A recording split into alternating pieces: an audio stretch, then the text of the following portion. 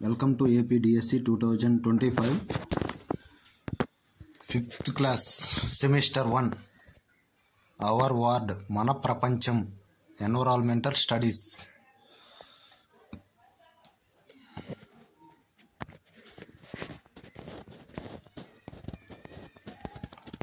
First lesson చూద్దాం.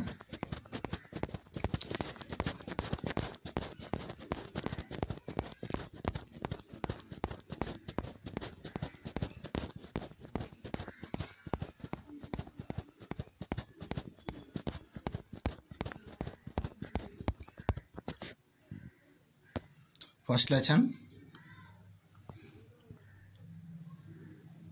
Migration of people, ప్రజలు వలసలు. సెకండ్ లెసన్ వాతావరణ మార్పు, climate change. Third lesson clothes we wear, మనం ధరించే దుస్తులు. Fourth lesson know our organ systems, మన అవయవ వ్యవస్థల గురించి తెలుసుకుందాం. ఫిఫ్త్ లెసన్ అగ్రికల్చర్, వ్యవసాయం. Sixth question every drop is precious, నీరు ఎంతో విలువైనది. తెలుగు మీడియం చూద్దాం. ఫస్ట్ లెసన్ ప్రజలు వలసలు, అధ్యాయం 1. అభ్యసన ఫలితాలు, విద్యార్థులకు అందించే సామర్థ్యాలు. మనం ఇంపార్టెంట్ మెయిన్ పాయింట్స్ చూద్దాం. వలస భావనను, వాటి ప్రభావాన్ని అవగాహన చేసుకుంటారు. కుటుంబ అవసరాలను ఆర్థికంగా ఎలా నేర్చుకోవాలో విశ్లేషిస్తారు. కుటుంబం యొక్క ఆర్థిక స్థితిగతులను అర్థం చేసుకుంటారు. ప్రభుత్వం అందించే వివిధ పథకాల గురించి తెలుసుకుంటారు. హలో అత్తయ్య, మీరు ఎలా ఉన్నారు? ఇక్కడ మేమందరం క్షేమమే. ఈ మధ్యన మాకు మదనపల్లి నుండి తిరుపతికి బదిలీ అయ్యింది. ఇక్కడ చక్కని ఇల్లు తీసుకున్నాము. ఇల్లు సౌకర్యంగా ఉంది. వీలు చూసుకొని ఒకసారి ఇక్కడికి రండి. మీ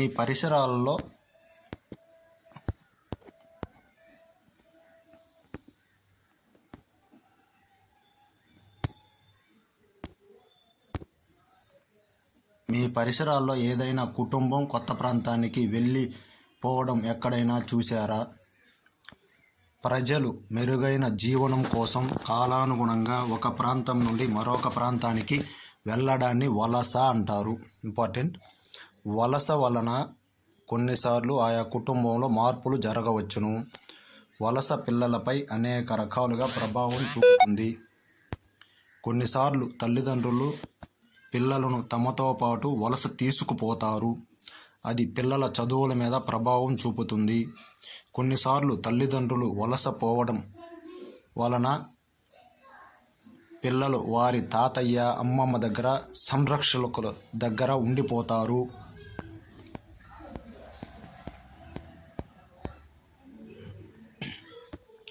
వలసకు కారణాలు. వలసకు ప్రధానంగా 2 కారణాలు ఉన్నాయి. అవి సహజ కారణాలు, 2 ఆర్థిక కారణాలు.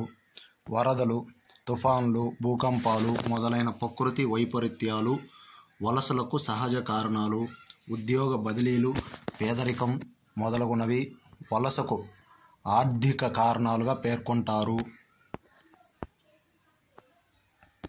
హాయ్, నా పేరు కుమారి.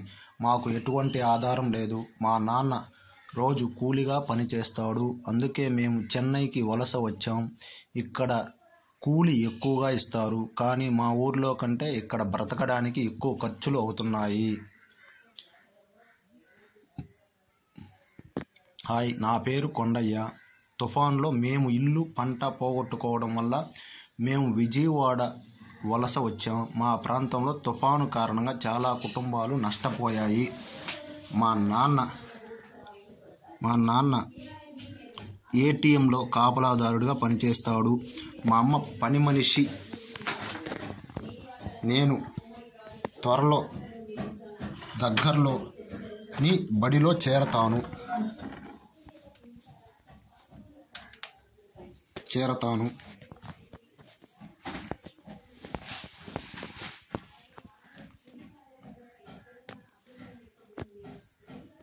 హాయ్, నా పేరు ప్రవీణ్. మా నాన్న బ్యాంకులో పనిచేస్తున్నారు. ఆయనకు తిరుపతి బదిలీ అయ్యింది. మేము వచ్చే వారం తిరుపతి వెళ్ళిపోతున్నాం.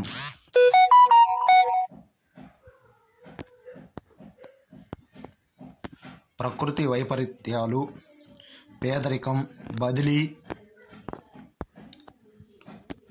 సంచార జీవులు, సామాజిక వలస. హాయ్, నా పేరు పల్లవి. మా అన్నయ్య కాలేజీ చదువు కోసం, మా నాన్నగారి కొత్త వ్యాపారం కోసం మేము గుంటూరు వెళ్ళిపోతున్నాం. కానీ నాకు మా సొంతూరు అంటే చాలా ఇష్టం.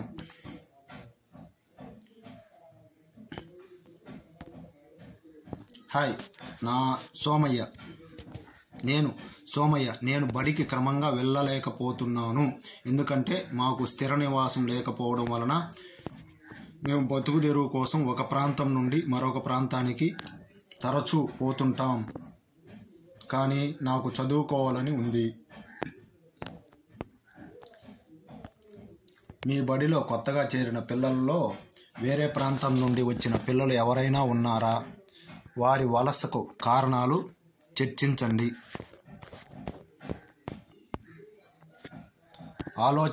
చర్చించండి. వలస వలన కలిగే ప్రభావం ఏమిటి? వలస ప్రభావం: కరువు కారణంగా రాజయ్య ఇంపార్టెంట్ తన సొంత ఊరు గిద్దలూరు వదిలి చెన్నై వెళ్ళి అక్కడ పనులు చేసుకుంటున్నాడు. కానీ అతని సంపాదన కుటుంబ అవసరాలు తీర్చలేకపోయింది.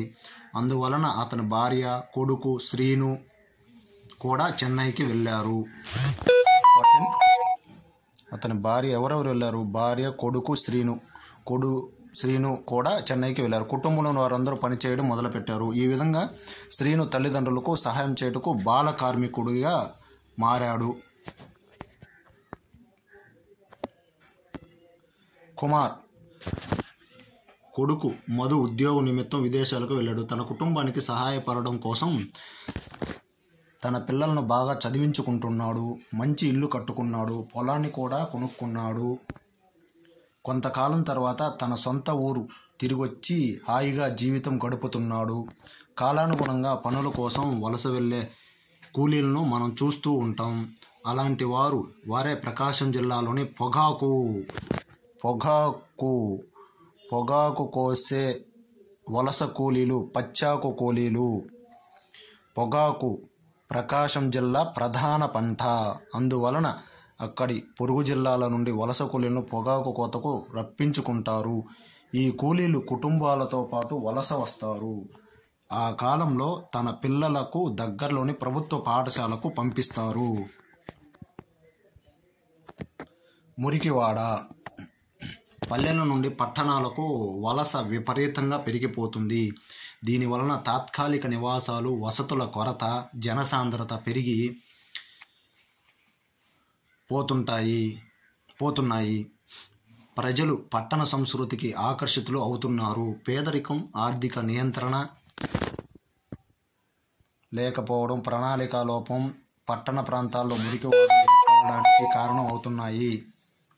గ్రామీణ ప్రాంతాల ఆర్థిక అభివృద్ధికి ప్రభుత్వాలు అనేక కార్యక్రమాలు చేపట్టడం వలన ఈ వలసలను తగ్గించడానికి కృషి చేస్తున్నాయి.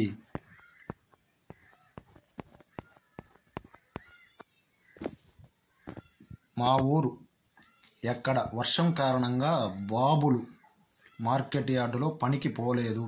తన పిల్లలు స్వప్న, మనోజ్ ఇంట్లోనే ఉన్నాడు. పిల్లలు తమ తల్లి సుబ్బులు కోసం ఎదురు చూస్తున్నారు. 2 సంవత్సరాల క్రితం బాబులు కుటుంబం చలమ గ్రామం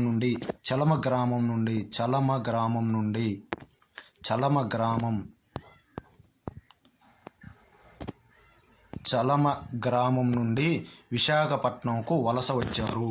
ఏ గ్రామం నుండి పట్టణానికి వలస వచ్చారు? చలమ గ్రామం నుండి విశాఖపట్నంకు వలస వచ్చారు. వారు రోజు కూలీలుగా జీవనం గడుపుతున్నారు. వారి సంపాదన ఇంటి అవసరాలకు సరిపోవడం లేదు. అప్పుడప్పుడు బాబులకి తన సొంత ఊరు గుర్తొస్తుంది. ఆ రోజుల్లో బాబులు తన పల్లెల్లో బంధువులు స్నేహితులతో కలిసి ఉండేవాడు. వారందరూ కష్టసుఖాల్లో ఒకరికొకరు సహాయం చేసుకుంటూ ఉండేవారు. పొలంలో సంతోషంగా వ్యవసాయ పనులు చేసుకునేవారు. దగ్గరలోని చెరువులో చేపలు పట్టుకునేవారు. కానీ ఇక్కడ పరిస్థితులు పూర్తిగా భిన్నంగా ఉన్నాయి. పనులు వెతుక్కోవడంలోనే రోజులు గడిచిపోతున్నాయి. బాబులు తన సొంత ఊరు నుండి పట్టణం వలస రావడం వలన అతని జీవితం బాగుపడిందా? మనము చేద్దాం. ఆలోచించండి, చర్చించండి. వలస వలన ఆర్థిక పరిస్థితులు మెరుగుపడతాయని కృష్ణ అంటున్నాడు. అతనితో మీరు ఏకీభవిస్తారా? ఒక కుటుంబం ఆర్థిక స్థితిగతులపైన వలస ప్రభావం చూపగలదా? ప్రస్తుత రోజుల్లో ఒక కుటుంబం కనీస అవసరాలు తీరడానికి డబ్బులు అవసరం. సాధారణంగా గతంలో ఉమ్మడి కుటుంబంలో పెద్ద కుటుంబానికి ముందు ఉండి నడిపించేవారు.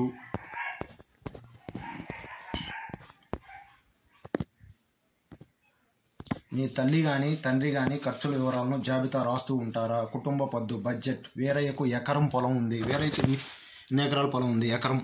5 గేదెలను పెంచుకుంటున్నాడు. పాలు అమ్ముతూ జీవనం కొనసాగిస్తున్నాడు. అలా నెలకు 10,000 సంపాదిస్తాడు. ఇతనికి 2 పిల్లలు, సతీషు, నిర్మల. వారిద్దరూ చదువుకుంటున్నారు. వారిద్దరికీ డబ్బులు దాచుకునే అలవాటు ఉంది. వారికి ఇచ్చిన డబ్బులను డబ్బీలో దాచుకుంటారు. వీరయ్య కూడా తన ఆదాయం, ఖర్చుల వివరాలు లెక్క రాసుకొని భవిష్యత్తు అవసరాలకు బ్యాంకులో డబ్బులను దాచుకుంటాడు. తాను దాచుకున్న డబ్బును వడ్డీ రూపంలో బ్యాంకు కొంత డబ్బు ఇస్తుంది. తేదీ 17/8/2019. నా పద్దు బడ్జెట్. దాచుకున్న మొత్తం డబ్బు 150 రూపాయలు. నేను కొనాలనుకున్నవి: కథల పుస్తకం, చిన్న dictionary, colour pencil, scale, pen. కథల పుస్తకం 10 రూపాయలు, చిన్న డిక్షనరీ 50 రూపాయలు, కలర్ పెన్సిల్ 20 రూపాయలు, స్కేలు 10 రూపాయలు, పెన్ను 15 రూపాయలు. మా నాన్న పుట్టినరోజు డిసెంబర్లో ఉంది. నేను బహుమతి కొనాలి అనుకుంటున్నాను. ఇంపార్టెంట్. నీవు ఏ విధంగా డబ్బులు దాచుకుంటావు? మీ తల్లిదండ్రులకి బ్యాంక్ ఖాతా ఉందా? ఆలోచించండి, చర్చించండి. డబ్బులు దాచుకోవడం మంచి అలవాటా, లేక డబ్బులు ఖర్చు పెట్టడం మంచి అలవాటా? ఎందుకు? నీవు దాచుకున్న డబ్బులతో ఏం చేస్తావు? వడ్డీ అంటే ఏమిటి?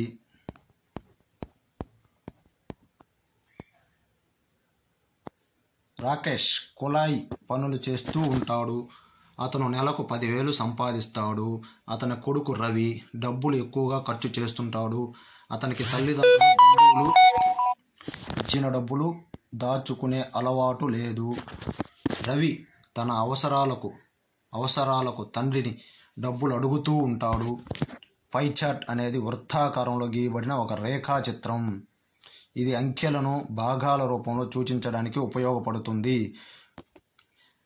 2 కుటుంబాల పద్దు వివరాలు పై చార్ట్ రూపంలో క్రింద ఇవ్వబడింది. పరిశీలించండి. రాకేష్ కుటుంబం ఖర్చులు: సరుకులు 2,000, కూరగాయలు 1,000 రూపాయలు, ఫోన్ బిల్లు 600 రూపాయలు, కేబుల్ 400, కరెంటు బిల్లు 600, విలాసాలు 3,000, ఇతరాలు 2,400. వీరయ్య కుటుంబం ఖర్చులు: సరుకులు 2,500, కూరగాయలు 1,000, ఫోన్ బిల్లు 300,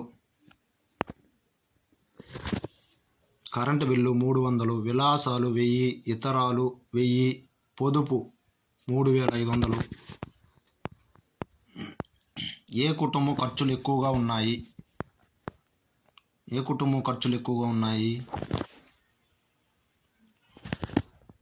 రాకేష్ కుటుంబం.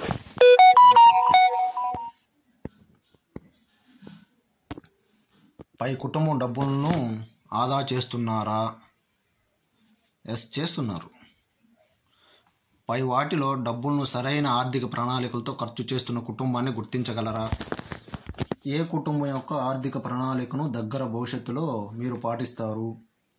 ఒక కుటుంబం పద్దు, బడ్జెట్ అనేది ఆ కుటుంబం తన ఆదాయాన్ని ఏ అంశాల కోసం అవసరాలు, సౌకర్యాలు, విలాసాలు ఇతరులు ఖర్చు చేస్తారో తెలియజేసే ఒక పట్టిక. ఒక కుటుంబం పద్దు బడ్జెట్ అనేది ఒక కుటుంబం యొక్క ఆదాయం వివిధ రకాల ఖర్చులకు ఏ విధంగా పంచబడినదో చూపిస్తుంది. ఇది కుటుంబ సభ్యులకు డబ్బు యొక్క విలువను తెలియజేస్తుంది. ఇది డబ్బులను ఏ విధంగా ఖర్చు చేయాలో గుర్తించడానికి సహకరిస్తుంది. అనవసర ఖర్చులు తగ్గించుకోవడానికి ఉపయోగపడుతుంది. అనవసర ఖర్చులు తగ్గించుకోగలిగితే మనం ప్రస్తుత భవిష్యత్తు అవసరాలు తీర్చుకోగలుగుతాం. ఇంపార్టెంట్. మీకు తెలుసా పొదుపు వలన కలిగే ప్రయోజనాలు ఏమిటి? అత్యవసర పరిస్థితులలో ఉపయోగపడుతుంది. ఆర్థిక స్వాతంత్రం ఇస్తుంది. ఖర్చు తగ్గిస్తుంది. మనం చేద్దాం. మీ కుటుంబం యొక్క నెలవారీ ఖర్చుల వివరాలు మీ తల్లిదండ్రుల నుండి తెలుసుకుని పట్టికలో రాయండి. నెల సరుకులు, కూరగాయలు, current bill, cable bill, mobile bill, ఇతరులు. కృత్యం. మీ క్రింద చూపించబడిన అంశాలు అవసరాలు, సౌకర్యాలు, విలాసాలు ఏ భాగానికి చెందుతాయో గుర్తించి టిక్ చేయండి. వరుస నెంబర్. అంశము అవసరాలు, సౌకర్యాలు, విలాసాలు. ఫస్ట్ వన్ నిత్యావసరాలు, సెకండ్ వన్ బట్టలు, కూరగాయలు, ఫోర్త్ వన్ ఇల్లు, ఫిఫ్త్ వన్ ఆహారం, sixth one car, seventh one మంచం, ఎయిత్ వన్ బంగారు ఆభరణాలు, ninth one school bag, 10th one బూట్లు. సూచన.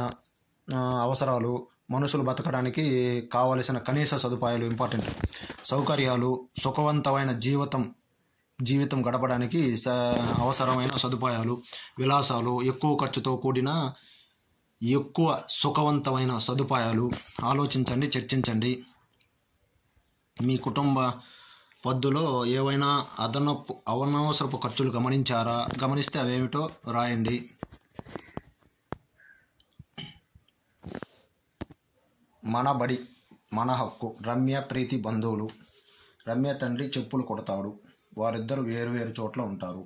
ఒకరోజు ప్రీతి వాళ్ళ నాన్న రమ్య వాళ్ళ ఇంటికి వెళ్ళినప్పుడు రమ్య బడి మానేసిన విషయాన్ని గమనించాడు. విషయం తెలుసుకున్న ప్రీతి రమ్యను బడిలో చేరమని ప్రోత్సహిస్తూ ఉత్తరం రాసింది.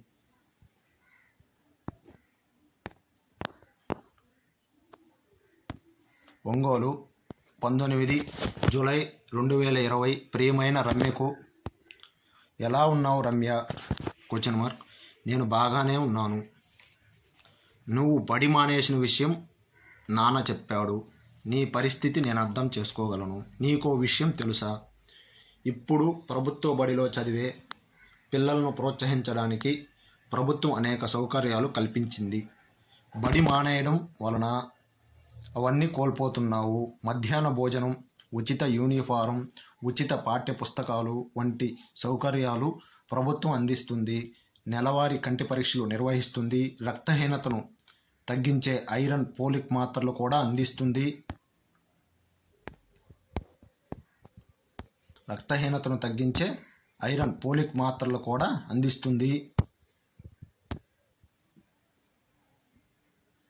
పై చదువుల కోసం ఉపకార వేతనాలు, విద్యా రుణాలు కూడా అందిస్తున్నారు. కాబట్టి వెంటనే మళ్ళీ బడిలో చేరి ఈ సౌకర్యాలన్నిటిని ఉపయోగించుకోవాల్సిందిగా కోరుచున్నాను. ప్రేమతో ప్రీతి. అందరికీ విద్య అందించడం ప్రభుత్వం అందిస్తున్న ఇతర పథకాలు, కార్యక్రమాలు ఏవైనా చెప్పగలవా?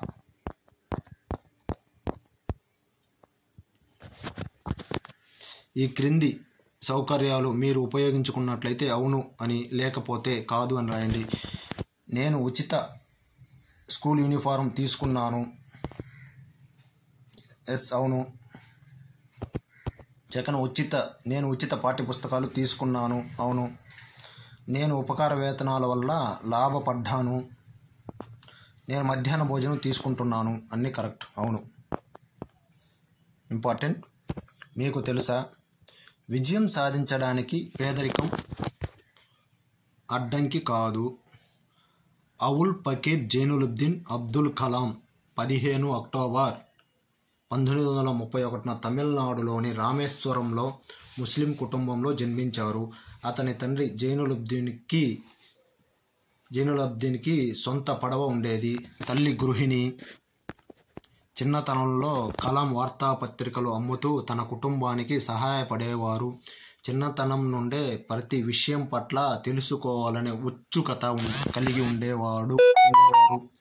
సముద్రం ఒడ్డున ఎగురుతున్న పక్షిని చూసి తాను అలా ఎగరాలని కలలు కన్నాడు. ఆ కలలు సాకారానికి నిరంతరం శ్రమించారు. ఆ ఉత్సుకతే, ఆ పట్టుదలే పెద్దయిన తరువాత కలాంని భారతదేశం గర్వించదగ్గ గొప్ప శాస్త్రవేత్తగా, మిస్సైల్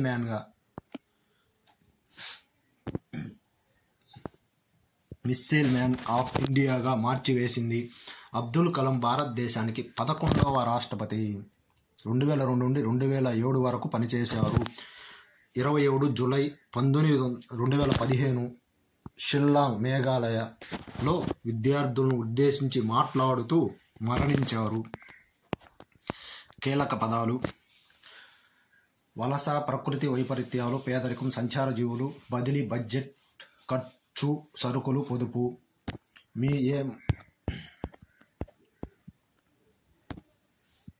మనం ఏమి నేర్చుకున్నాం? ప్రకృతి వైపరీత్యాలు, పేదరికం, నిరుద్యోగం వంటివి వలసకి ప్రధాన కారణాలు. వలసలు, మురికివాడలు ఏర్పడడానికి ఒక కారణం. ఒక కుటుంబం బడ్జెట్ అనేది ఆ కుటుంబం తన ఆదాయాన్ని ఏ అంశాల కోసం ఖర్చు చేశారో తెలియజేసే ఒక పట్టిక. పొదుపు చేయడం మంచి అలవాటు. చదువు బాలల హక్కు.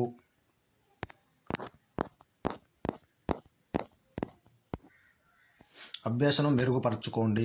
విషయ అవగాహన.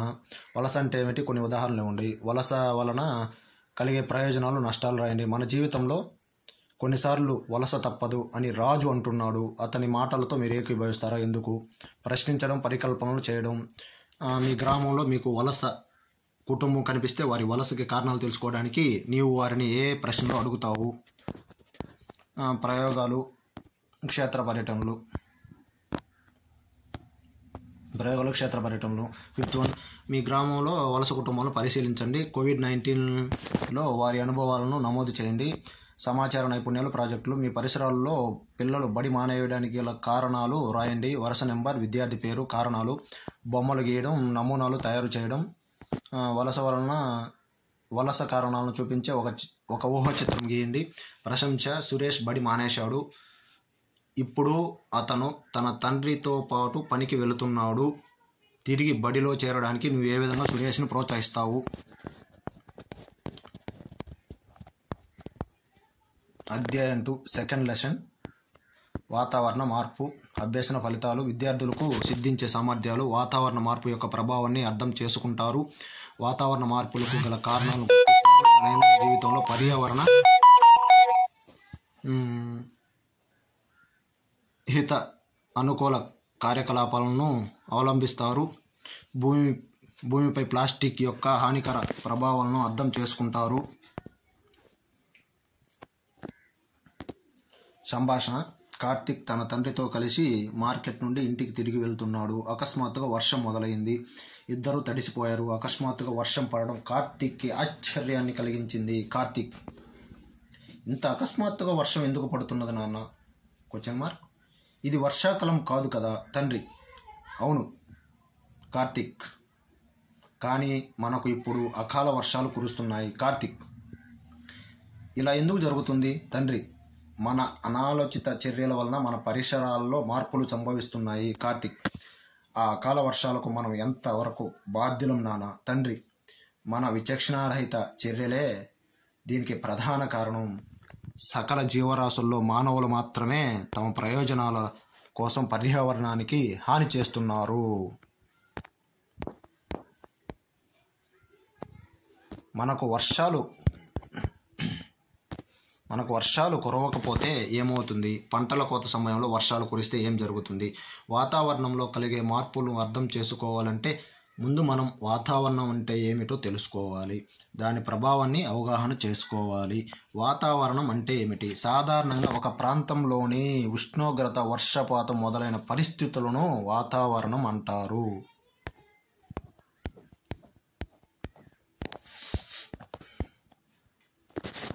సాధారణంగా వేసవిలో వేడిగా ఉంటుంది.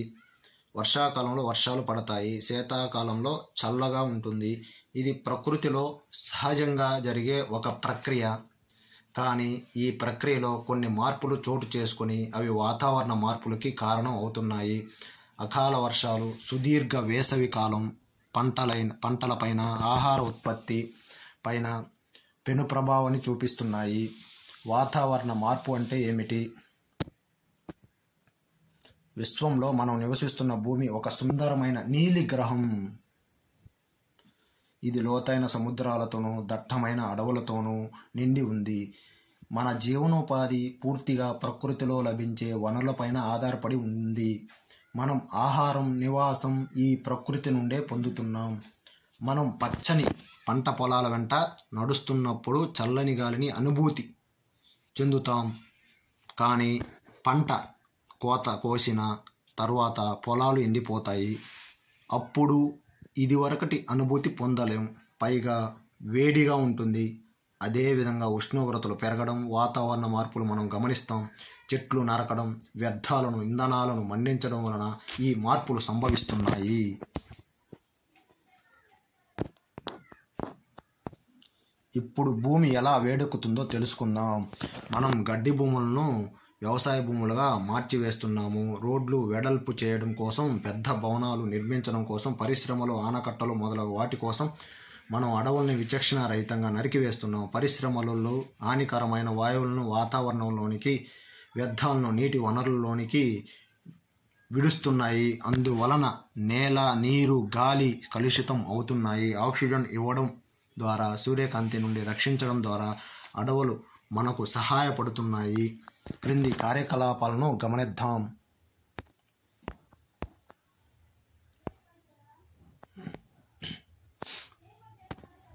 మీరు ఎప్పుడైనా ఎవరైనా ఒక పెద్ద చెట్టును నరకడం చూసారా? అప్పుడు మీకు ఎలా అనిపించింది? వాతావరణ మార్పులు ప్రభావాలు. వాతావరణ మార్పుల వలన సకాలంలో వర్షాలు కురవక కరువు ఏర్పడుతుంది. పెను తుఫాన్లు, సునామీలు సంభవించవచ్చు. ధ్రువ ప్రాంతాల్లో మంచు కరగడం వలన సముద్ర మట్టాలు పెరిగి సముద్ర తీరాలలోని ప్రాంతాలు సముద్రంలోకి కలిసిపోతాయి. సముద్ర జలాల ఉష్ణోగ్రతలు పెరిగిపోవడం వలన సముద్రంలో పెరిగే మొక్కలు, జంతువులు చనిపోతాయి.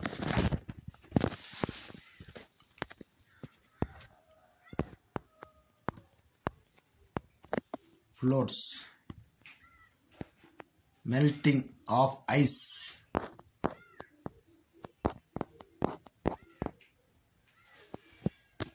వరదలు,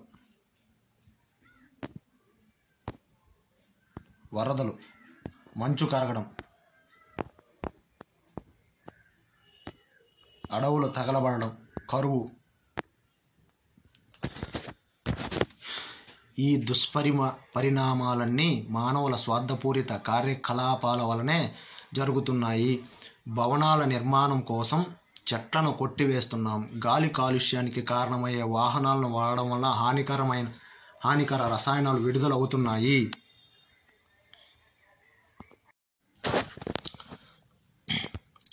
నీటిలో మురుగుని వదలడం, భూమిలో కలిసిపోలేని ప్లాస్టిక్ను అధిక మొత్తాల్లో వాడుతూ భూమికి హాని చేస్తున్నాం. మన భూమిని కాపాడుకునే కార్యకలాపాల గురించి కాస్త ఆలోచిద్దాం. ప్లాస్టిక్ వద్దు అని నినదిద్దాం. పర్యావరణ వస్తువులు, సామగ్రినే వాడదాం. మనం చేద్దాం. ప్లాస్టిక్ పెన్నుల వాడకం పర్యావరణ హితమా? మీ మిత్రులతో కలిసి బడి పరిసరాల్లో వాడి పారేసిన పెన్నుల కోసం వెతకండి. వాటిని సేకరించి అవి ఎన్ని ఉన్నాయో లెక్క పెట్టండి.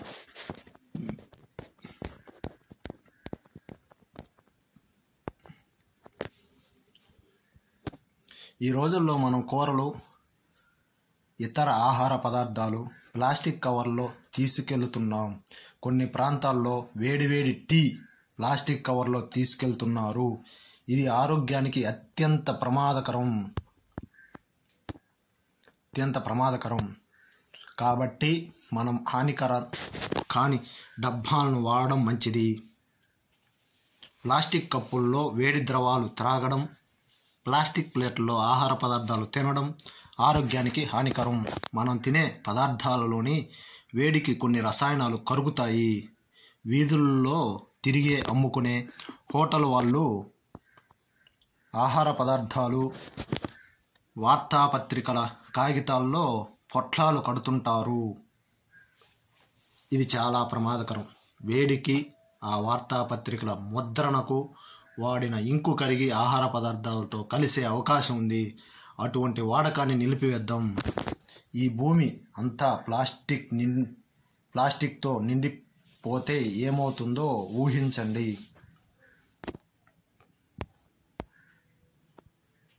సాధారణంగా మనం వాడేసిన తర్వాత పెన్నులను, ప్లేట్స్, కవర్లను పారవేస్తాం. అవన్నీ ప్లాస్టిక్తో తయారు చేయబడతాయి. ప్లాస్టిక్ ఎప్పటికీ విచ్ఛిన్నం కాదు.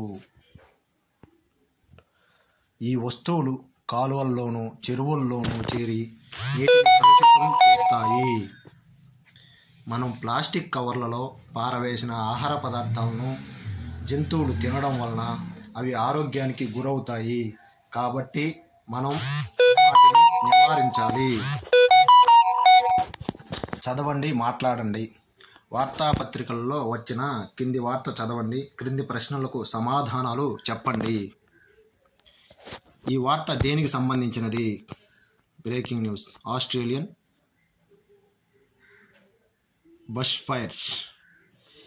ఈ సంఘటనకు కారణం ఏమై ఉంటుంది? జనవరి 6 breaking news. Australian bush fires, 500 million animals killed and millions of acres scorched. Global figures warned.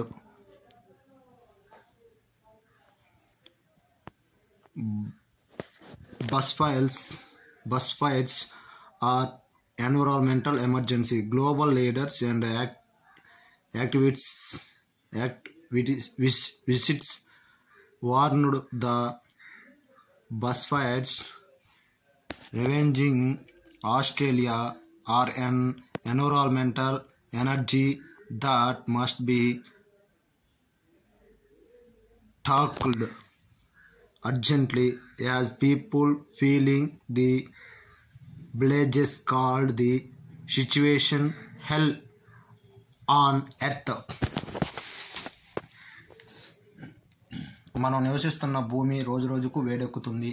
దీనినే మనం గ్లోబల్ వార్మింగ్ అంటున్నాం. వాతావరణంలో పెరిగిపోతున్న వేడి వలన అప్పుడప్పుడు అడవులు కాలిపోతూ ఉంటాయి. అడవులు కాలిపోవడం వలన పెద్ద సంఖ్యలో జంతువులు చనిపోతాయి, మొక్కలు నాశనం అవుతాయి. ఇలా నాశనం కావడం వలన పచ్చదనాన్ని కోల్పోయి ఉష్ణోగ్రతలు పెరిగిపోతాయి.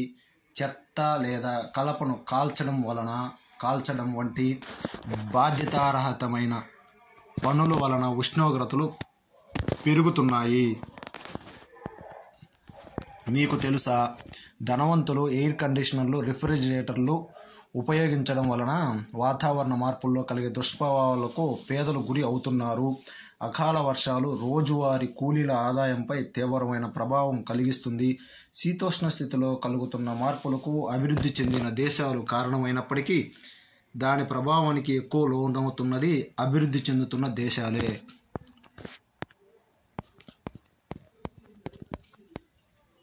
మీకు తెలుసా, నీరు, బొగ్గు, ఇంధనం మొదలైన సహజ వనరులు విచక్షణారహితంగా వాడడం కూడా వాతావరణ మార్పులకు కారణం అవుతున్నాయి. రిఫ్రిజిరేటర్లు, ఎయిర్ కండిషనర్లు, మోటార్ వాహనాలు కూడా హానికర రసాయనాలను విడుదల చేయడం ద్వారా గ్లోబల్ వార్మింగ్కు కారణం అవుతున్నాయి. హరిత ప్రపంచం. అడవులు భూమికి ఊపిరితిత్తులు లాంటివి. సకల జీవరాశులకు మొక్కలే ప్రాథమిక ఆహార వనరులు. అవి మనకు బతకడానికి అవసరమైన ఆహార, బట్టలు, ఇంధనం, నివాసం మొదలైన వాటిని ఇస్తాయి. మొక్కలు మనకు వర్షాలను ఇస్తాయి. పక్షులకు, జంతువులకు ఆవాసాలను కలుగజేస్తాయి. మొక్కలు జీవావరణ సమతుల్యత కాపాడుతూ నేలకోతను అరికడతాయి. అడవుల నరికివేత. చెట్లను నరికివేయడం ద్వారా అడవులు నాశనం అవుతాయి. మొక్కలను కాపాడడానికి నీవు ఏం చేస్తావు? విచక్షణారహితంగా చెట్లను నరికివేయడం ఆపాలి. మన ఇంటి పరిసరాల్లో, వీధిలో మొక్కలను పెంచుకోవాలి. నాటిన మొక్కలు బతకడానికి రక్షణ కవచాలు ఏర్పాటు చేయాలి.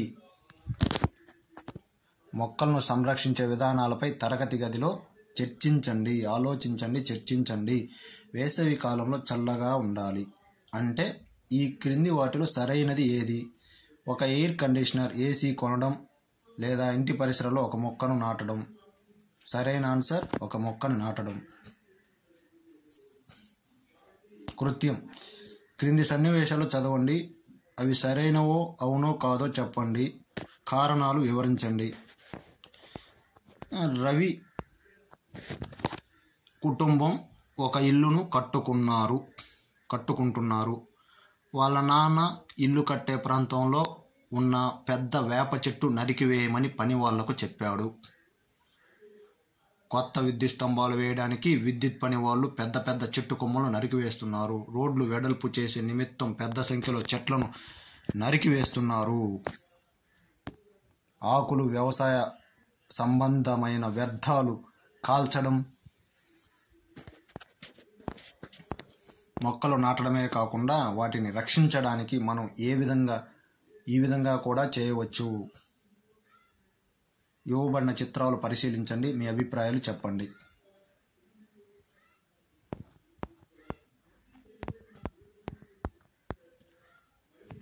ప్రజల మాట ఇంపార్టెంట్. గ్లోబల్ వార్మింగ్ గురించి ప్రపంచవ్యాప్తంగా చాలా మంది ప్రజలు తమ అభిప్రాయాలను తెలియజేస్తున్నారు.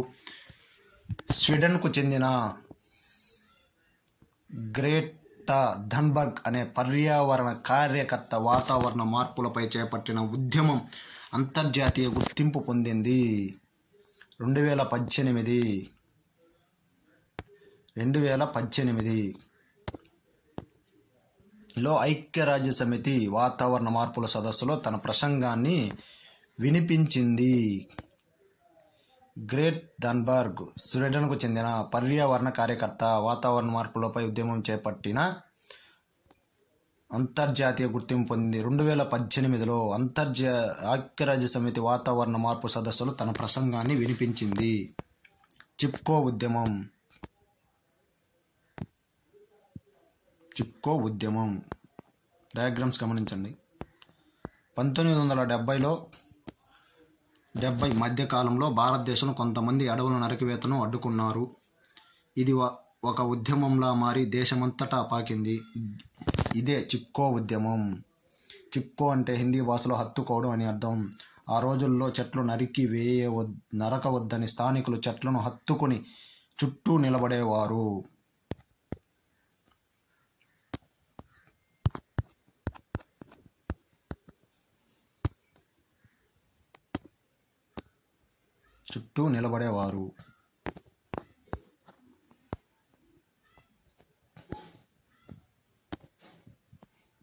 మా ఇల్లు పర్యావరణ రహితం అవుతుంది. మనం ఇలా చేద్దాం. ప్లాస్టిక్ బాటిల్ బదులు స్టీల్ బాటిళ్ళు, గ్లాసులు వాడదాం.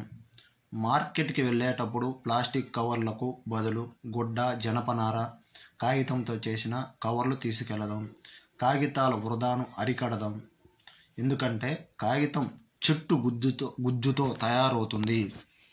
ఇల్లు, గది నుండి బయటకు వెళ్ళేటప్పుడు బల్బులను, ఫ్యానులను ఆపివేద్దాం. తాజా కూరగాయల కోసం వంటింటి తోటను పెంచుకుందాం. కృత్రిమ ఎరువులకు బదులు వంటింటి వ్యర్థాలతో తయారు చేసిన ఎరువులను వాడదాం. తడి చెత్తను, పొడి చెత్తను వేరు చేద్దాం.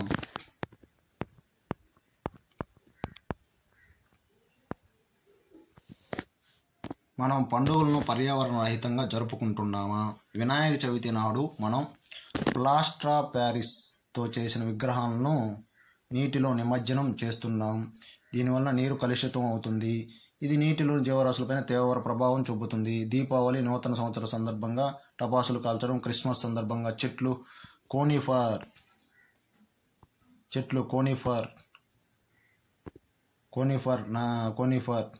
నరకడం, హోలీ పండుగ సందర్భంగా రసాయనిక రంగులు వాడడం ఆరోగ్యానికి, పర్యావరణానికి ప్రమాదకరం. ప్రజలు సమావేశాల్లో తినుటకు, తాగుటకు ప్లాస్టిక్ ప్లేట్లు గ్లాసులు ఉపయోగిస్తున్నారు.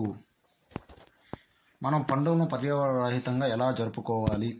మనం పండుగలను పర్యావరణ రహితంగా జరుపుకోవచ్చు.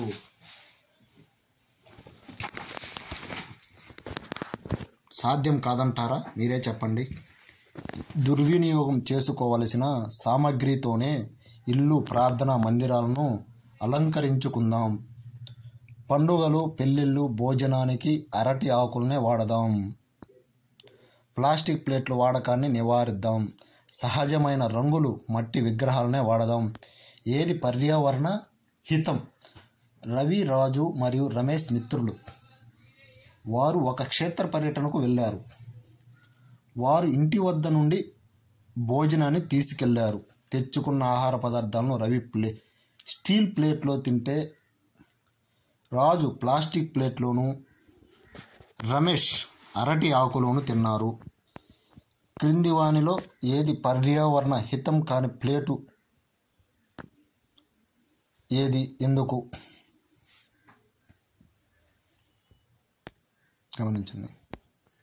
అరటి ఆకులో భోజనం చేయడానికి ఆరోగ్యానికి మంచిది. ఎస్. అరటి ఆకు ఖనిజ లవణాలను కలిగి ఉంటుంది. ప్రకృతిని కాపాడండి, భవిష్యత్తును కాపాడండి, మొక్కలను కాపాడండి, జీవితాన్ని కాపాడండి. కీలక పదాలు: తడిసి ముద్దవుట, ఋతువులు, పర్యావరణం, వాతావరణ మార్పు, అడవులు తగలబడడం, వాతావరణం, వరదలు, జీవ వైవిధ్యం, కరువు, తుఫానులు, జలచరాలు, గ్లోబల్ వార్మింగ్, జీవ శైథిల్యం, పర్యావరణ హితం, చిప్కో ఉద్యమం. మనం ఏమి నేర్చుకున్నాం? సాధారణంగా ఒక ప్రాంతంలోని ఉన్న ఉష్ణోగ్రత, వర్షపాతం, తేమ మొదలైన పరిస్థితులను వాతావరణం అంటారు. వాతావరణంలోనే కలిగే అసాధారణమైన మార్పులను వాతావరణ మార్పు అంటారు. వరదలు, మంచు కరగడం, అడవులు తగలబడడం, కరువు వంటివి వాతావరణ మార్పు ప్రభావాలు. భూమి మీద ఉష్ణోగ్రతలు ప్రతి సంవత్సరం పెరుగుతున్నాయి.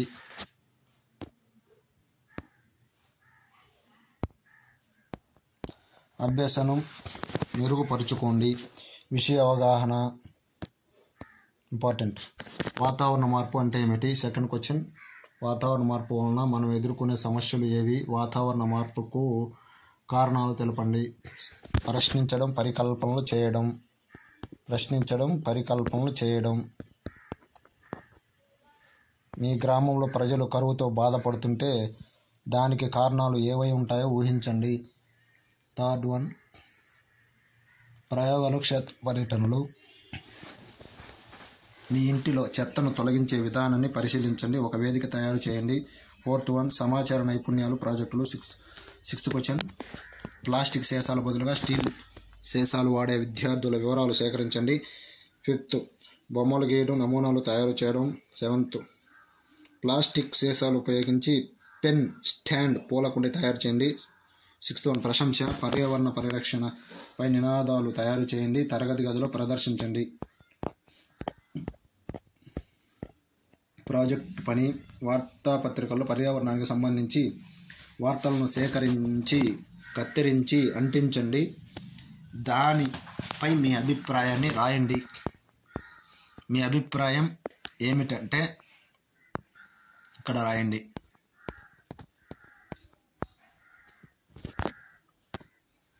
అధ్యాయం 3,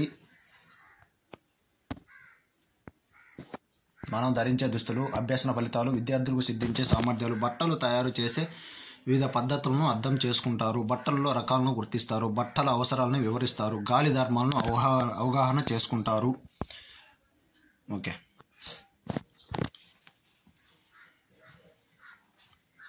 హర్ష వాళ్ళ పిన్ని పెళ్లి జరుగుతుంది. కుటుంబం అంతా పెళ్లి పనుల్లో హడావిడిగా ఉన్నారు. హర్ష అతని మిత్రుడు రహీం ఇంటికి వెళ్ళాడు. రహీం తండ్రి సిరజ్ పెళ్లి బట్టలు కుడుతున్నాడు. సిరజ్ సంభాషణ: హలో హర్ష, పెళ్లి పనులు ఎలా జరుగుతున్నాయి? హర్ష: బాగానే జరుగుతున్నాయి అంకుల్. నిన్నటితో పెళ్లి బట్టలు, చీరలు, పంచెలు కొనడం పూర్తయింది. రహీం: మరి నీ సంగతి ఏంటి? హర్ష: నేను ఈరోజు కొనుక్కోవాలి. నాకు ఎలాంటి బట్టలు కొనుక్కోవాలో సరిపోతాయో అర్థం కావడం లేదు. రహీం, జీన్స్ టీషర్ట్ లాంటి రెడీమేడ్ బట్టలు కొనుక్కోవచ్చు కదా అని నీకు బాగుంటాయి. నేను అలాంటివి కొనుక్కున్నాను. హర్ష, ఎందుకు? నా బట్టలు ఎప్పుడు కుట్టేది సిరజ్ అంకులే కదా. నిజమే హర్ష. సిరజ్, నిజమే హర్ష, కానీ నేను పెళ్లి కూతురు బట్టలు, పట్టు జాకెట్లు, మీ నాన్న నూలు చొక్కాలు కుట్టాలి. చాలా జాగ్రత్తగా కుట్టాలి. దీనికి కొంత సమయం పడుతుంది. హర్ష, ఇదేంటి? అన్ని బట్టలు ఒకటే కదా, తేడా ఏంటి? సిరజ్, అవును, తయారు చేసే విధానాన్ని బట్టి బట్టలు రకరకాలుగా ఉంటాయి.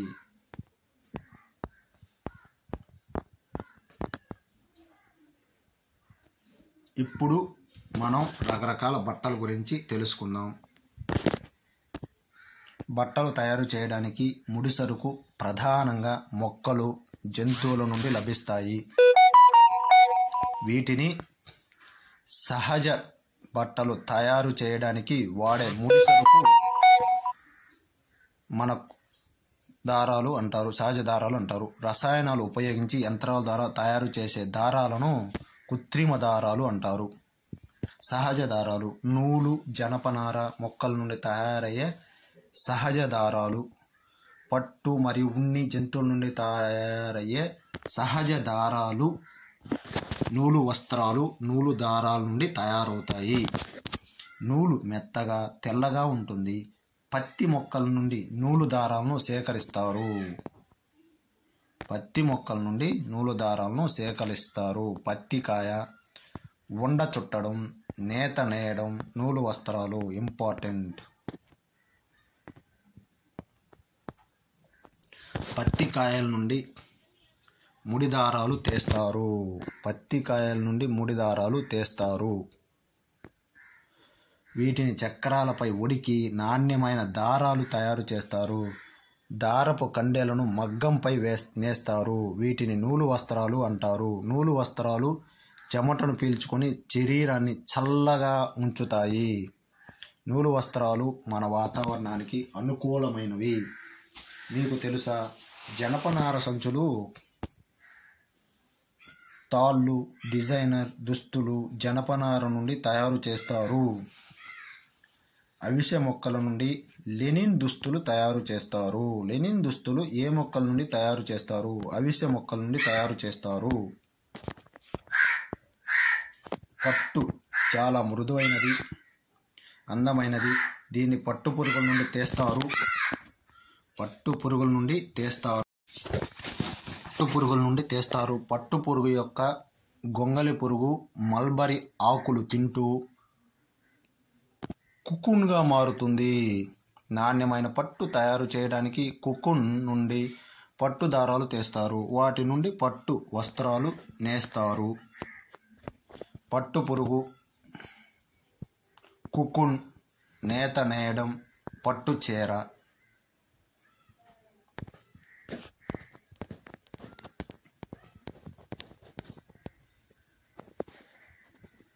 మీకు తెలుసా, పట్టు వస్త్రాలు మృదువుగా, అందంగా ఉంటాయి. పట్టు దారపు కండెలను తయారు చేసే క్రమంలో కుకున్లను ఉడికిస్తారు. వేడికి కుకున్ లోపల ఉన్న గొంగలి పురుగులు చనిపోతాయి. అప్పుడు వాటి నుండి పట్టు దారాలు సంగ్రహిస్తారు. ఒకవేళ కుకున్ లోపలి గొంగలి పురుగు చనిపోతే అది పట్టు పురుగుగా మారి బయటకు వచ్చి పట్టు దారాలను పాడు చేస్తుంది. అందుకే గొంగలి పురుగుల్ని చంపడానికి కుకున్ను ఉడికిస్తారు. ఎన్ని గొంగలి పురుగులు చనిపోతే మనకు అందమైన పట్టు లభిస్తుందో ఊహించండి. గొర్రె బొచ్చును కత్తిరించి గొర్రె నుండి ఉన్ని దారాలుగా ఉడుకుతారు. ఈ ఉన్ని దారపు కండెల నుండి ఉన్ని వస్త్రాలను నేస్తారు. స్వెట్టర్లు, రగ్గులు ఉన్నితోనే తయారు చేస్తారు. మనం శీతాకాలంలో ఉన్ని వస్త్రాలు ధరిస్తాము. అవి మన శరీరాన్ని వెచ్చగా ఉంచుతాయి. గొర్రె, షీరింగ్, ఉండ చుట్టడం, స్వెట్టర్. గొర్రె, షీరింగ్, ఉండ చుట్టడం, స్వెట్టర్. కృత్రిమ దారాలు, పాలిస్టర్లు, టెర్లిను, రేయను, నైలాను, మొదలగు బట్టల పరిశ్రమలలో రసాయనాల ద్వారా తయారు చేస్తారు. వీటిని సింథటిక్ వస్త్రాలు లేదా కృత్రిమ వస్త్రాలు అంటారు. ఇవి ఎక్కువ నాణ్యత, మన్నిక కలిగి ఉంటాయి. కింది చిత్రాన్ని గమనించండి. ఇలాంటి దుస్తులను మనం ఎప్పుడు ధరిస్తామో తెలుసా? రైన్ కోటు, గొడుగు, రైన్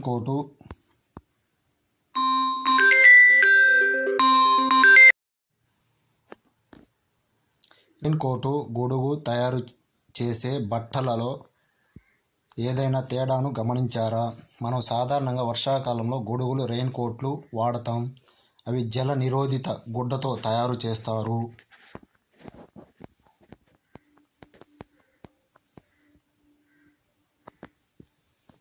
మన దుస్తులు మన సంస్కృతి. మనం ధరించే దుస్తులు మన శరీరాన్ని కాపాడడమే కాకుండా మన సంస్కృతిని కూడా ప్రతిబింబిస్తాయి. మనం మన రాష్ట్రంలో ధరించే దుస్తులు మిగతా రాష్ట్రాల వాళ్ళు ధరించే దుస్తుల కన్నా భిన్నంగా ఉంటాయి. కేరళలో మగవాళ్ళు లుంగీలు ధరిస్తే తమిళనాడులో మగవారు చొక్కా, ధోతి ధరిస్తారు. రాజస్థాన్లో మగవాళ్ళు కుర్తా ధరిస్తారు.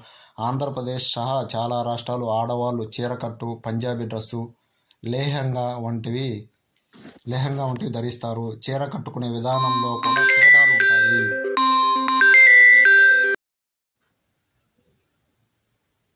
తమిళనాడులో మగవాళ్ళు చొక్కా, ధోతి ధరిస్తారు. రాజస్థాన్లో మగవాళ్ళు కుర్తా ధరిస్తారు. ఆంధ్రప్రదేశ్ సహా చాలా రాష్ట్రాల ఆడవాళ్ళు చీర, జాకెట్టు, పంజాబీ డ్రెస్సు, లెహంగా వంటివి ధరిస్తారు. చీర కట్టే విధానంలో కూడా తేడాలు ఉంటాయి. గమనించండి.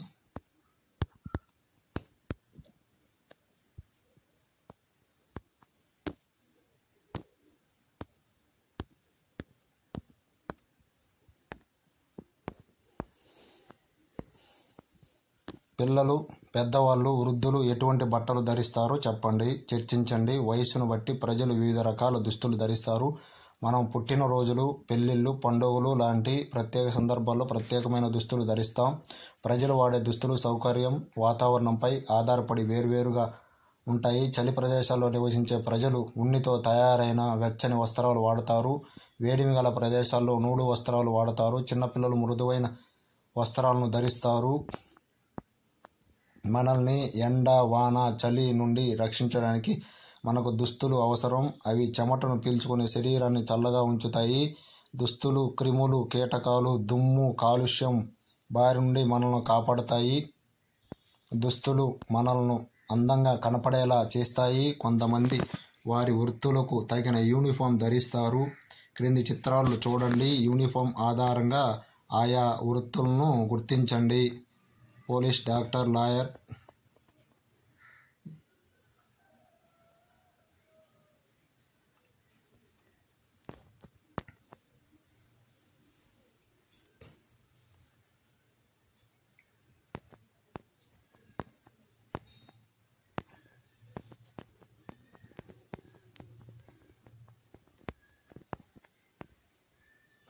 Next one.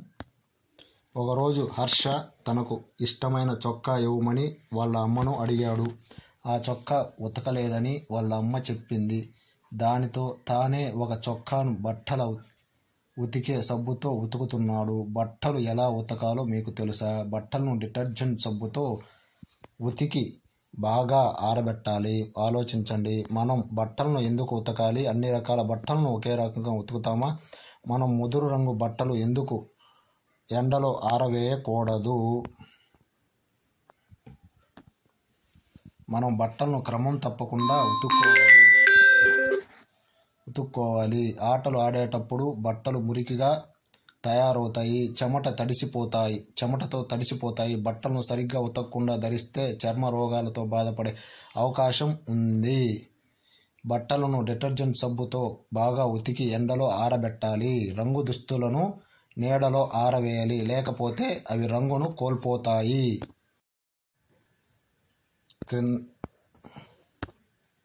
ఇవ్వబడిన చిత్రాలు చూడండి.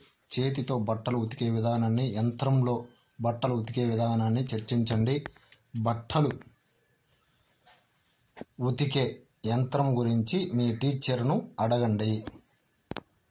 బట్టలు ఆరడానికి గాలి సహకరిస్తుందా?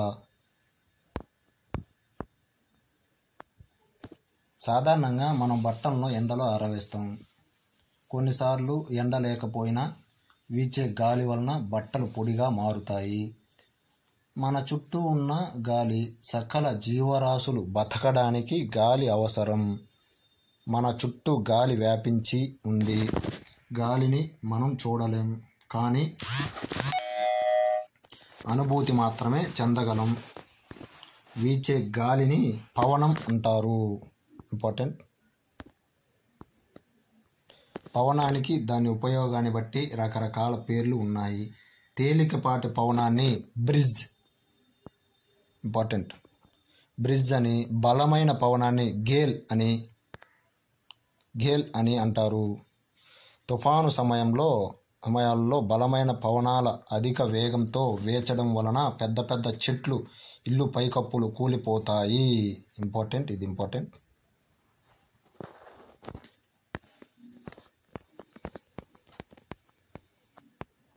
క్రింది చిత్రాలను గమనించండి. ఏ వస్తువుల్లో గాలి స్థలాన్ని ఆక్రమిస్తుంది అనుకుంటున్నారు?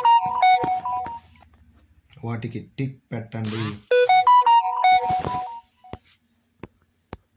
మీకు తెలుసా, గాలి మరల ద్వారా విద్యుత్ ఉత్పత్తి అవుతుంది. ఇంపార్టెంట్. కొన్ని ప్రాంతాల్లో పవన విద్యుత్ అంటారు. దీనిని పవన విద్యుత్ అంటారు. కొన్ని ప్రాంతాల్లో గాలి మరల ద్వారా బావుల్లో నీటిని తోడి పంట పొలాలకు మళ్లిస్తారు. గాలి ధర్మాలు. గాలి శబ్దాలను మోసుకెళ్తుంది, ఒత్తిడిని కలగజేస్తుంది, వాసనలు మోసుకెళ్తుంది. శ్వాస తీసుకోవడానికి గాలి స్థలాన్ని ఆక్రమిస్తుంది. గాలికి బరువు ఉన్నది.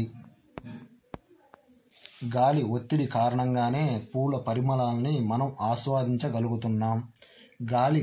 గాలి ఒత్తిడి కారణంగానే మనం గొట్టాలతో పండ్ల రసాలను తాగగలుగుతున్నాం. గాలిపటాలు ఎగరవేయగలుగుతున్నాం. సైకిల్ తొక్కగలుగుతున్నాం. పిల్లన గురుమిని ఓదగలుగుతున్నాం. ఓవర్ హెడ్ ట్యాంక్ నుండి నీళ్లు తీసుకోగలుగుతున్నాం. గాలి అనేక విధాలుగా ఉపయోగపడుతుంది.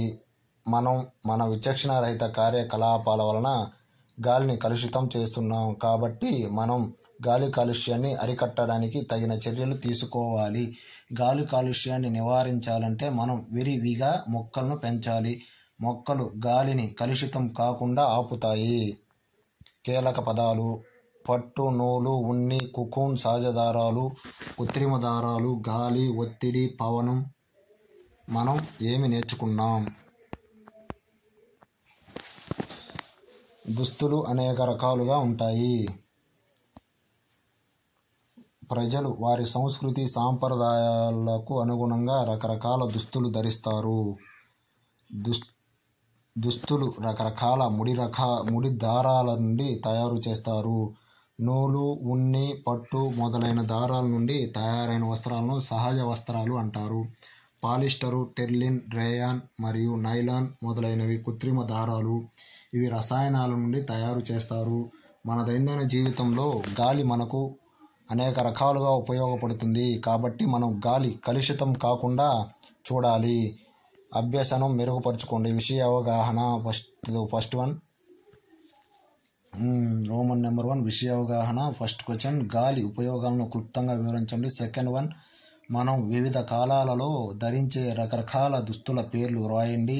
థర్డ్ వన్, సహజ కృత్రిమ దారాల మధ్య తేడాలను రాయండి. రోమన్ నెంబర్ 2, ప్రశ్నించడం, పరికల్పనలు చేయడం. శీతాకాలంలో ప్రజలు స్వెట్టర్లు, రగ్గులు వాడడానికి కారణాలు రాయండి. రోమన్ నెంబర్ 3, ప్రయోగాలు, క్షేత్ర పర్యటనలు. డిటర్జెంట్ సబ్బుతో బట్టలు ఉతకండి. మీ అనుభవాలను రాయండి. రోమన్ నెంబర్ 4, సమాచార నైపుణ్యాలు, ప్రాజెక్టులు. 6th వన్, వివిధ రకాల గుడ్డ ముక్కలను సేకరించండి. వాటిని సహజ దారాల నుండి తయారైనవి, కృత్రిమ దారాల నుండి తయారైనవిగా వర్గీకరించండి. చార్టు మీద తిలకించి ప్రదర్శించండి. రోమన్ నెంబర్ 5 బొమ్మలు గీయడం, నమూనాలు తయారు చేయడం. 7th one వివిధ రకాల మోడల్ దుస్తుల చిత్రాలు గీయండి, రంగులు వేయండి. ప్రశంస దర్జీ దుకాణంలో మీకు నచ్చినవి ఏమిటో చెప్పండి.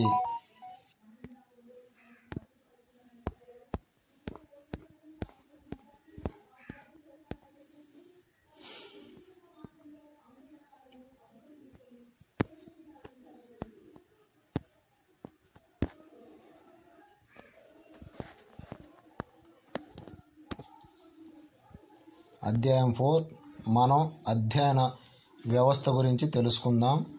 అభ్యసన ఫలితాలు. విద్యార్థులకు సిద్ధించే సామర్థ్యాలు. మన శరీరంలోని ప్రధాన అవయవ వ్యవస్థల గురించి తెలుసుకుంటారు. అవయవ వ్యవస్థలోని వివిధ అవయవాలను గుర్తించగలుగుతారు. ప్రతి అవయవ వ్యవస్థ ప్రాధాన్యతను అవగాహన చేసుకుంటారు. అవయవ వ్యవస్థల యొక్క బొమ్మలు గీసి భాగాలు గుర్తిస్తారు. ఆదివారం జోసెఫ్ తన బృందంతో కలిసి పాఠశాల వార్షికోత్సవం కోసం డ్యాన్స్ ప్రాక్టీస్ చేస్తున్నాడు. కొంతసేపటికి నీరసంతో అలసిపోతాడు. అప్పుడు టీచర్ అతనికి 2 అరటిపళ్ళు ఇచ్చాడు. అవి తిన్నాక జోసెఫ్కి కాస్త శక్తి వచ్చింది. మళ్ళీ డ్యాన్స్ చేయడం మొదలుపెట్టాడు. మనం ఏదైనా తిన్నప్పుడు కొంత శక్తిని పొందినట్లు అనిపిస్తుంది. ఎందుకు? మనం తిన్న ఆహారం ఏమవుతుంది? మన శరీరం యంత్రం వలె పనిచేస్తుంది. యంత్రంలోని వివిధ భాగాలు యంత్రం పనిచేయడానికి ఏ విధంగా ఉపయోగపడతాయో అదేవిధంగా మన శరీరం కూడా వివిధ భాగాలతో నిర్మితమై ఉంటుంది. మన చేతులు,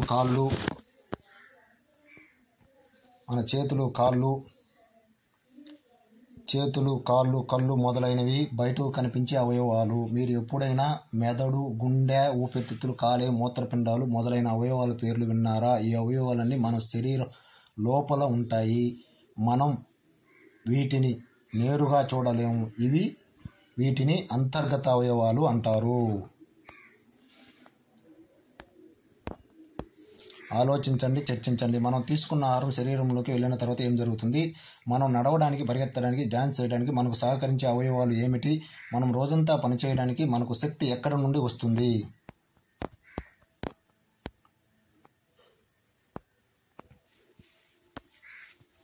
మానవ శరీరం వేరువేరు అవయవ వ్యవస్థలతో రూపొందింది. ఇవన్నీ కలిసి పనులు చేస్తాయి. మనం ఇప్పుడు కొన్ని అవయవ వ్యవస్థల గురించి చర్చించుకుందాం. మన శరీర అవయవ వ్యవస్థలన్నింటినీ కాపాడే వ్యవస్థ ఏది? ఇది ఉరహు పంజరం, ఇది కపాలం, ఇది వెన్నుపాము, ఎముకలు. అస్థిపంజర వ్యవస్థ. మీ చేతి వేళ్లతో మీ ఛాతీ పైన, చేతులపైన, కాళ్ళపైన నెమ్మదిగా అదమండి. మీకు గట్టిగా అస్థిపంజర వ్యవస్థ. మీ చేతి వేళ్లతో మీ ఛాతీ పైన, చేతులపైన, కాళ్ళపైన నెమ్మదిగా అదమండి. మీకు గట్టిగా తగిలినట్టు అనిపిస్తుంది. వీటిని ఎముకలు అంటారు. పెద్దవారిలో 206 ఎముకలు ఉంటాయి. ఒక చట్రంలా అమర్చబడి ఉంటాయి. ఎముకల చట్టాన్ని అస్థిపంజర వ్యవస్థ అని అంటారు. ఎముకల పెరుగుదల, శరీరం పొడవు ఎదగడంలో సహాయపడుతుంది. కండరాలు ఎముకలకి అతికి ఉంటాయి. అస్థిపంజర వ్యవస్థ కండరాలు కలిసి శరీరానికి ఆధారాన్ని ఇస్తాయి. ఇవి అవయవాల కదలికకు తోడ్పడతాయి. అస్థిపంజర వ్యవస్థ భాగాలు. అస్థిపంజర వ్యవస్థ భాగాలు. కొన్ని ఎముకలు పొడవుగా ఉంటాయి, కొన్ని ఎముకలు పొట్టిగా ఉంటాయి, కొన్ని ఎముకలు ఒకదానితో ఒకటి అతుక్కుని ఉంటాయి. మన కాళ్ళలో ఎముకలు పొడవు, చేతి వేళ్లలో ఎముకల పొడవు ఎంత ఉంటుందో ఊహించగలరా? కపాలం, కపాలం మెదడును రక్షిస్తుంది. ఇంపార్టెంట్. ఉరహు పంజరం పక్కటెముకల వ్యవస్థ. పక్కటెముకలు ఊపిరితిత్తులను, గుండెను రక్షిస్తాయి. వెన్నుముక శరీరాన్ని నిఠారుగా ఉండేటట్లు చేస్తుంది. ఆలోచించండి, చర్చించండి. మెదడు, గుండె వంటి అవయవాలు ఎందుకు ఎముకల గూడులో రక్షింపబడి ఉంటాయి? అన్ని ఎముకలు గట్టిగా, దృఢంగా ఉంటాయా? మనం ఏదైనా తప్పు చేసినప్పుడు అమ్మ మన చెవిని మెలిపెట్టడం మనం చూసే ఉంటాం. మీ స్నేహితులు చెవి పట్టుకో ఎలా ఉంది? బాహ్య చెవి, పిన్న మరియు ముక్కు చివరి భాగం మృదులాస్థి మెత్తని ఎముకతో నిర్మితమై ఉంటుంది. ఆలోచించండి, చర్చించండి. శరీరంలోని ఎముకలు లేనట్లయితే మనం ఎలా కనబడతాం? అస్థిపంజరం విధులు ఏమిటి?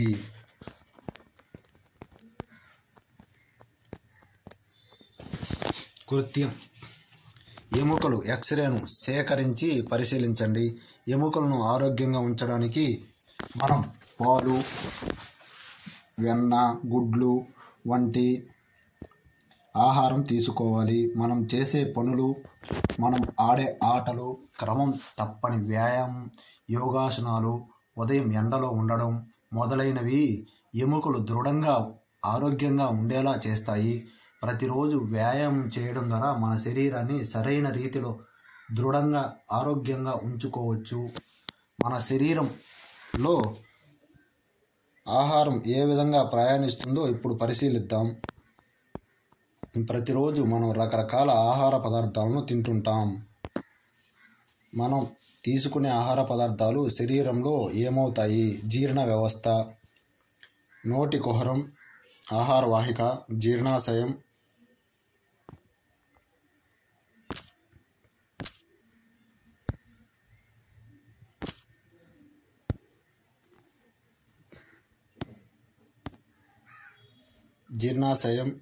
పెద్ద ప్రేగు, చిన్న ప్రేగు, క్లోమం, కాలేయం, నోటి కుహరం. మనం తీసుకున్న ఆహారం నోటిలోని దంతాలు నమలబడి లాలాజలంతో కలిసి మెత్తగా చూర్ణంగా చేయబడుతుంది. మెత్తగా నవలబడిన ఆహారం ఆహార వాహిక ద్వారా జీర్ణాశయంలోనికి ప్రయాణిస్తుంది. అక్కడ జీర్ణ రసాలతో కలుస్తుంది. అక్కడ నుండి ఆహారం చిన్న ప్రేగులోకి చేరి పూర్తిగా జీర్ణం అవుతుంది. పూర్తిగా జీర్ణమైన ఆహారం రక్తంలోనికి శోషించబడుతుంది. జీర్ణం కాని ఆహారం పెద్ద పేగులోనికి చేరుతుంది. ఇక్కడ జీర్ణం కాని ఆహారంలోని కొంత నీరు శోషించబడుతుంది. పెద్ద పేగులో ఉండే జీర్ణం కాని ఆహారం వాయువు ద్వారా విసర్జించబడుతుంది. సంక్లిష్టమైన ఆహార పదార్థాలు జీర్ణరసాలలో ఉండే ఎంజైముల సహాయంతో రక్తంలోనికి శోషించబడే పదార్థాలుగా జీర్ణక్రియ అంటారు.